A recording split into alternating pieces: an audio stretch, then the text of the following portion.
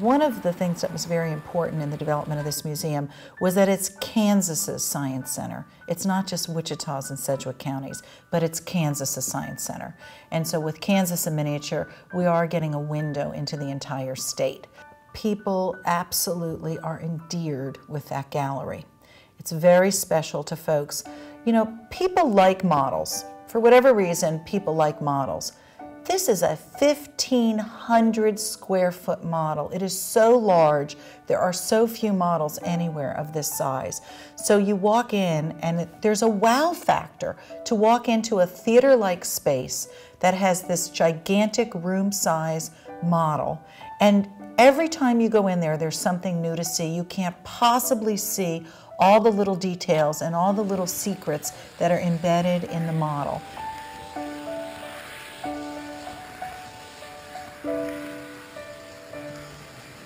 Well, one of the original ideas was just to travel Kansas and just go out various places and see what we liked.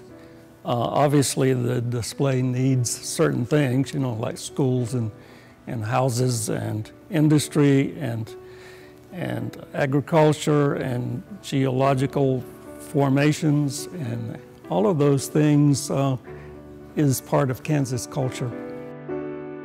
So after 11 years, air moves in a building, there's dust, there's temperature fluctuations, there's people coming in and out of the gallery, things happen.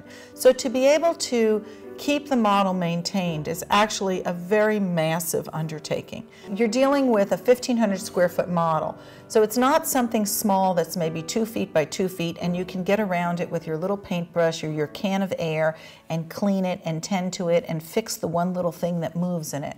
So bringing back the model maker to do a very big deep cleaning and to be able to get all of the mechanical and digital things working again is really what we needed to do to be good stewards of that model. Because we built it, we created it, and we were helpful in the initiation of the project. So in a sense, it's ours. You know, we treasure it, and we'd like to see it show its best face to the public.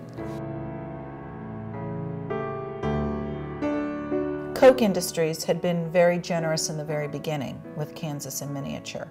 And so we went back to Koch Industries and said, we love Kansas in miniature, and it's 11 years old, and it's time for a big deep cleaning, refurbishment to keep the model good and strong and in excellent working order.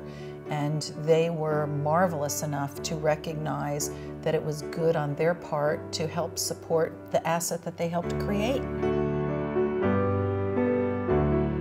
It needed to be revived and resurrected back to its natural look.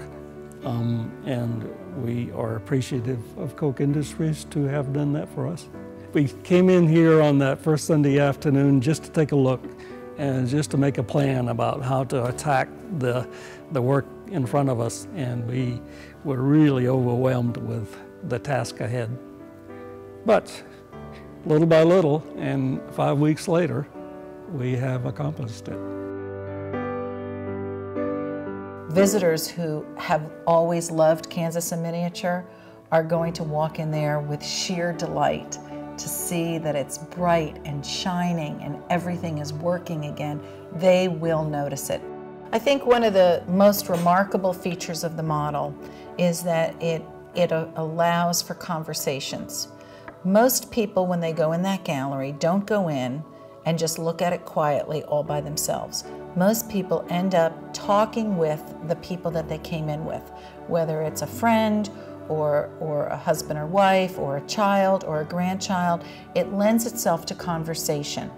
Everything you see in Kansas in miniature is really a foundation of where we are today. If you look at that model on another level, it's full of science and technology. There is, agriculture going on, which is a huge industry in our state today. You can see the aviation industry, you see transportation, you see communication. There's lots and lots of things going on in the model that are kind of on a deeper level that gives you a window into where we are today. We look at it now and we really are proud of what we've done. And can walk away totally satisfied that we have resurrected it back to its shine and polish.